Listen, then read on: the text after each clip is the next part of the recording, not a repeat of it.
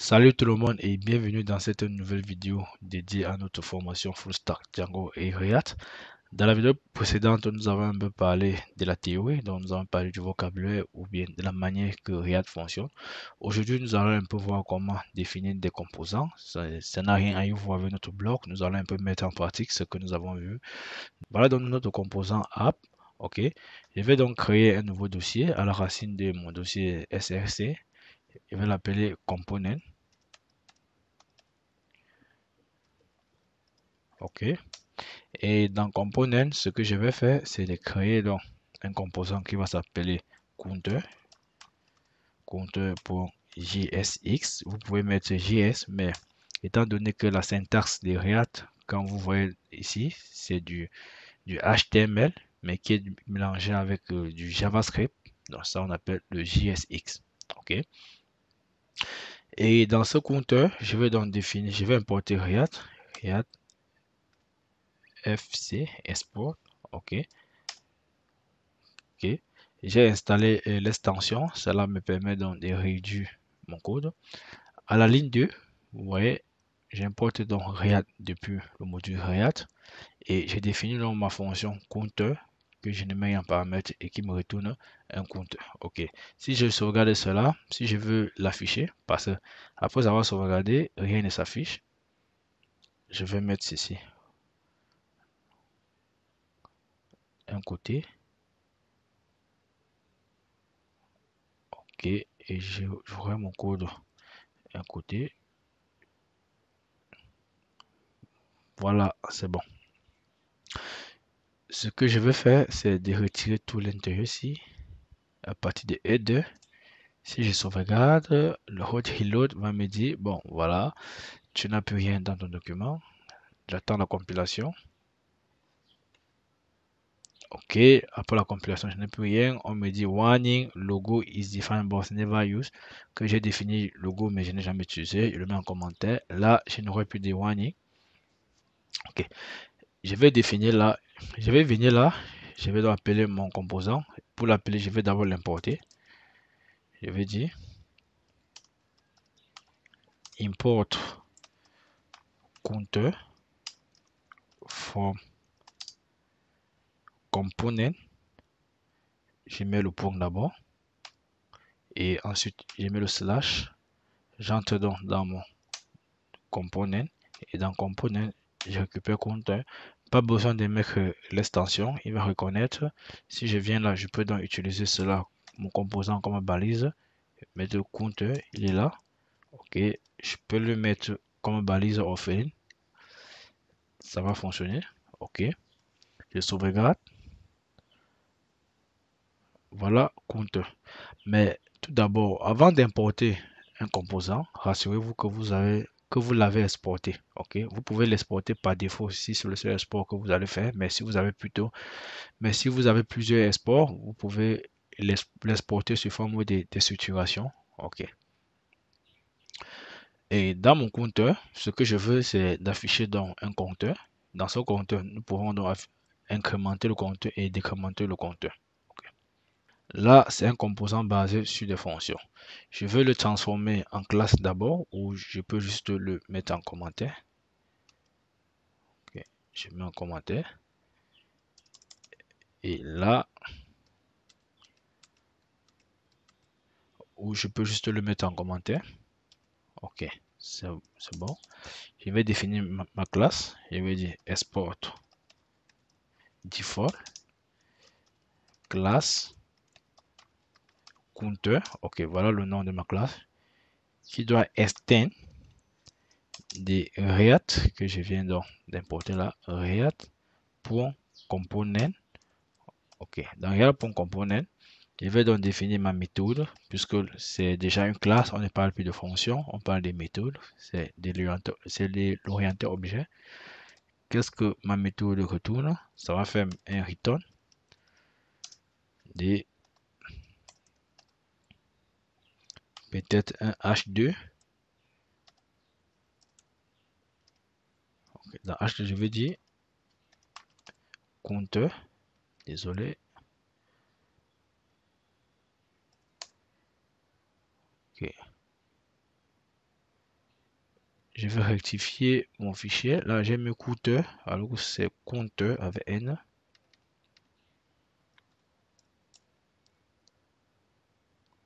Là, ça ne reconnaît plus. On me dit mettre à jour les importations. Oui, je vais mettre à jour. Ça va également venir dans app. Dans app.js, ça va le mettre à jour. C'est ce qui est génial avec VS Code. Il a tout de suite reconnu. Et sauvegarde. Et vous voyez là, j'ai compteur. OK. Là, c'est un stateless component puisqu'il n'y a pas encore d'état, même si c'est une classe. Donc, j'ai mis export default directement là. Je pouvais donc l'enlever comme ceci et l'écrire comme ce que vous avez vu là en bas. Export default compteur. OK, même également comme ça si ça marche. Bon, je vais donc mettre mon compteur là qui sera 0. OK. Ce que je veux, c'est quand je vais cliquer sur un bouton, que cela augmente, le bouton increment, ça augmente et décrement, ça décrémente. OK. Qu'est-ce que je fais? Je vais supprimer ceci. Au lieu de retourner, je vais dire bon, retourne-moi. Soit je mets la parenthèse, comme ce que vous avez vu là, je vais mettre une div, puisque ça va retourner une seule chose. Je mets la div comme ceci. OK.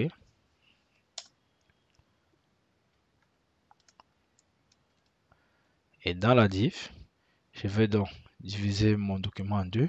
Nous en en tête, je vais mettre H2. Je mets compte 2 points. 2 points. Je mets 0. OK. Et je mets mon BR. N'oubliez pas de mettre le slash puisque c'est du JSX. Et là, je vais mettre donc une div. Et dans cette div, j'aurai deux boutons. Et dans cette div, j'aurai deux boutons. Button, type button. Je copie, je colle.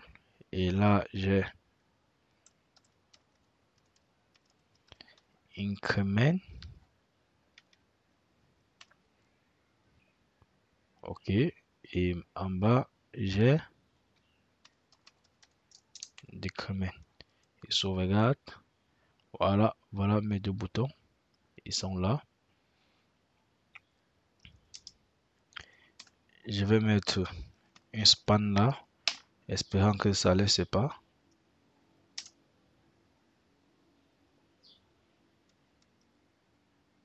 Voilà, c'est bon. J'ai mes deux boutons. Quand je clique là, il n'y a rien. Je vais inspecter l'élément. Je vais le mettre en bas pour avoir de l'espace. OK. Donc, quand vous écrivez du React, c'est comme du HTML. Donc, vous pouvez l'organiser comme du HTML. C'est vraiment simple. OK. Bon, je vais donc définir. Je vais considérer le 0 aussi comme l'état de ma variable. OK. Ce que je dois faire, c'est de définir le constructeur, la méthode constructor. OK. Qui prend le props en paramètre. Vous verrez à quoi c'est le props tout à l'heure. Et dans cette méthode, j'appelle d'abord ma méthode super. Et après ce super, je vais donc appeler 10.state. 10.state, c'est égal à quoi? C'est un objet. Et dans l'objet, je peux avoir tous les éléments que je veux. J'ai donc compteur, ok, que j'initialise à 0. Ok, donc au lieu de mettre 0 ici d'une manière statique, qu'est-ce que je vais faire? Je vais donc mettre l'accolade, puisque si vous voulez ajouter du JavaScript dans du HTML, la syntaxe JSX exige que vous mettez dans l'accolade. Je vais dire que dans là, j'aurai 10 points.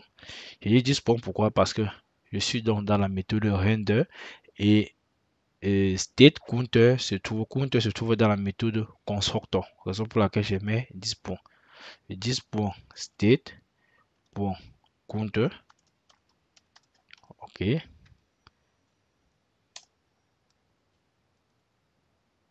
0. Au lieu de mettre compteur là, je vais plutôt mettre count. Ok, je crois que c'est mieux ici. Count. Vous voyez là, j'ai toujours mon 0. Si je change l'état de count, je mets 1, je sauvegarde, j'aurai 1. Si je mets 6, j'aurai 6. Ok, ce que je veux, c'est de l'augmenter automatiquement, pas besoin de l'augmenter manuellement. Ok, je vais donc venir là, je vais greffer un événement sur mon increment. C'est ce que nous aurions fait avec le JavaScript. Définir un add event listener ici. Dit bon voilà, l'événement clique. Quand je vais cliquer, on monte ceci. Ok, je vais faire la même chose là, sauf que je vais donc définir une nouvelle méthode. Ok, je vais l'appeler increment, increment counter. Ok, vous pouvez le définir comme ceci. Ça ne dérange pas. Increment counter. Ça prend quoi en paramètre? Bon, pour l'instant, je ne mets rien. Qu'est-ce que increment counter fait? Ça va faire un 10 pour state. Je vais appeler 10 pour set state. Autant pour moi, set state. Ok. Qu'est-ce que set state prend en paramètre? Nous avons dans le state là. Ok. Et le props, mais ça n'est pas obligatoire. Ok. Sachez-le. Et qui va retourner? Mettre un return de l'objet. Vous mettez l'ensemble de vos objets là. Compteur, compte, autant pour moi, puisque nous avons déjà un compte là. Et nous mettons donc 2 points. Et après un coup, nous avons quoi? State. State qui va faire référence à 10.state pour compte. Ok. Là, nous avons incrément compteur plus 1. Ok. Je vais sauvegarder. Je vais venir donc au niveau de mon bouton increment. Donc, je fais donc mon événement là. Je vais dire on click. Qu'est-ce qui va se passer?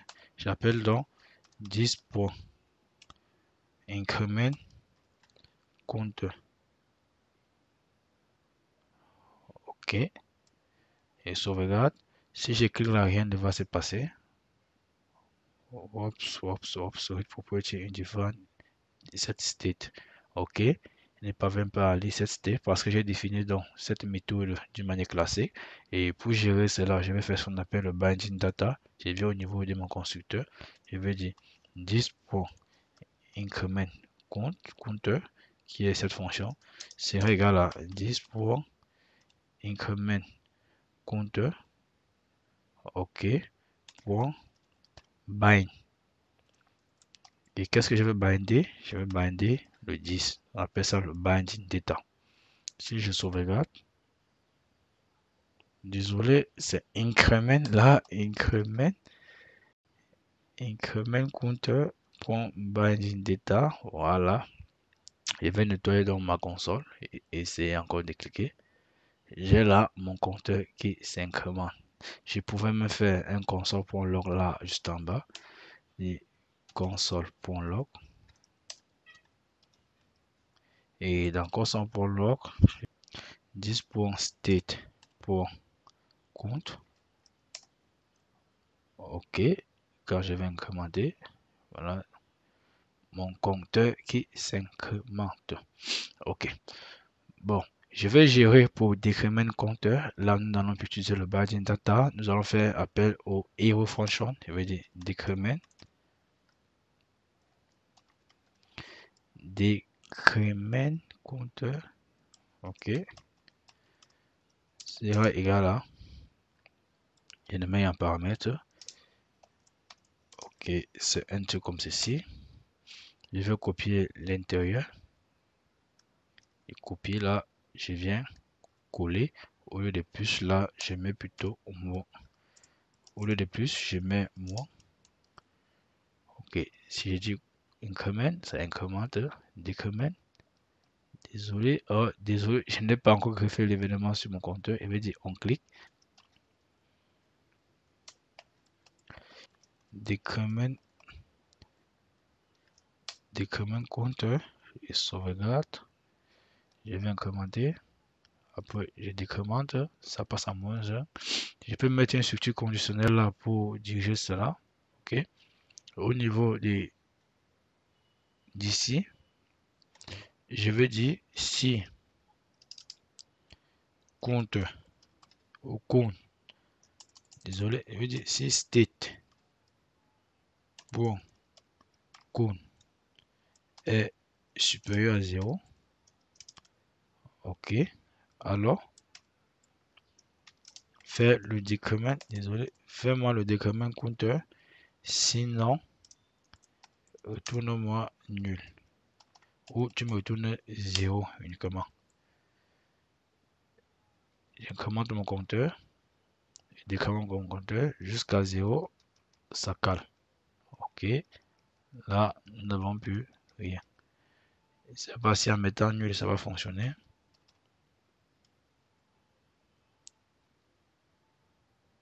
Là, ça retire mon compteur. Donc 0 est mieux. OK. Donc, nous venons donc de gérer un système de compteur en utilisant les classes. Nous allons donc convertir cela en utilisant donc les fonctions. OK. Ce que je vais faire, c'est commencer par copier l'intérêt ici. Ça m'intéresse beaucoup. Je copie.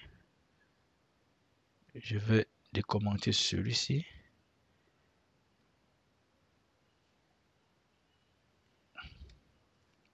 Je colle là.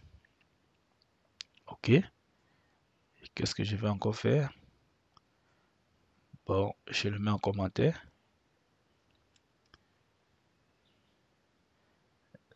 Là, on commente également.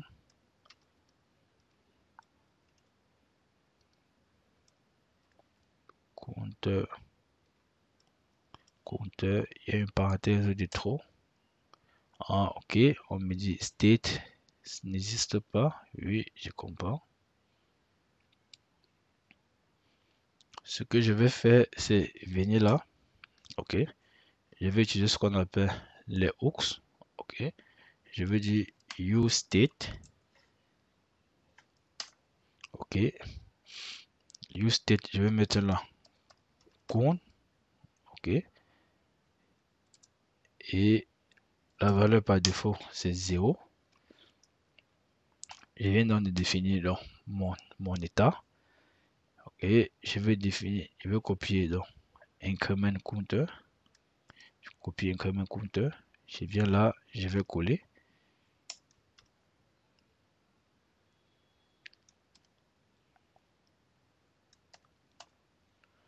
Ok.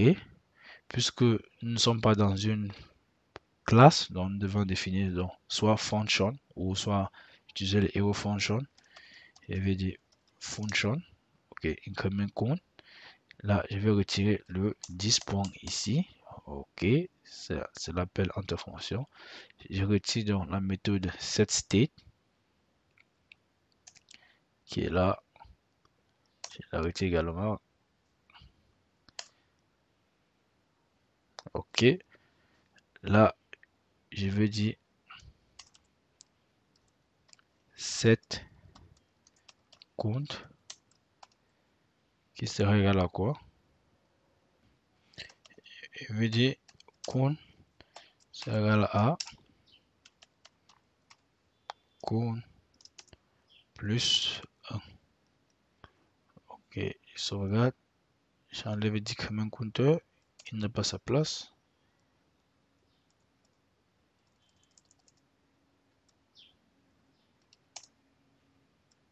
Je sauvegarde. Complete error. Use state is not defined. Oh, désolé, je ne l'ai pas importé.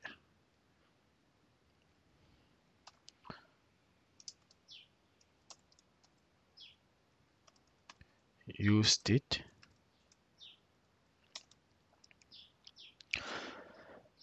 State. Où est-ce que j'appelle state? Là. Je dois appeler count ici, c'est bon. Et à ce niveau, je dois appeler count. Ok, sauvegarde. On me dit encore state is not defined. Où est-ce que j'appelle encore state? En decrement counter. Je le mets en commentaire. Désolé, plutôt, je l'avais oublié.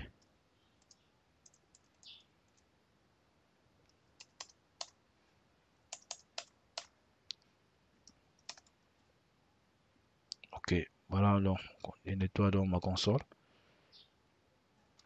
Voilà donc mon compteur qui s'incrémente. Voilà mon compteur qui s'incrémente. Je vais faire la même chose pour decrement compteur.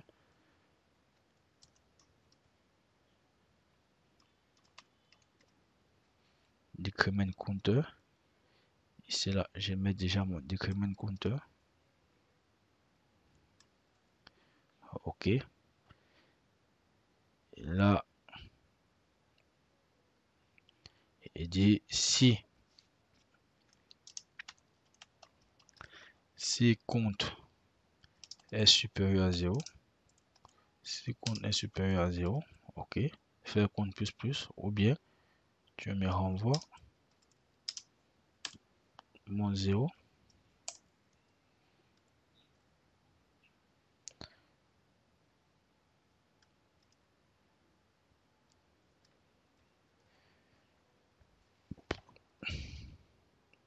Voilà mon decrement compteur et voilà mon increment compteur. Vous avez vu comment gérer cela en utilisant soit des classes, soit des fonctions. Ok. Voilà dans le code pour la fonction. Et voilà dans le code pour la classe. Dans le livre, à vous de choisir celui qui vous paraît le plus facile. Dans cette formation, nous verrons beaucoup plus comment utiliser les hooks. Donc, si vous êtes plutôt un habitué des vues fondées sur des classes, ce sera un peu compliqué puisque je ne vais pas beaucoup l'utiliser. Certes, nous pouvons quelquefois les utiliser pour montrer comment cela fonctionne, mais la priorité sera basée dans la priorité, ce sera dans les hooks. Ok. Étant donné que nous venons de voir comment manipuler le state, ok, je vous donne un rendez-vous dans la prochaine vidéo. Nous allons voir comment commencer à intégrer notre template Bootstrap. D'ici là, portez-vous bien. Peace.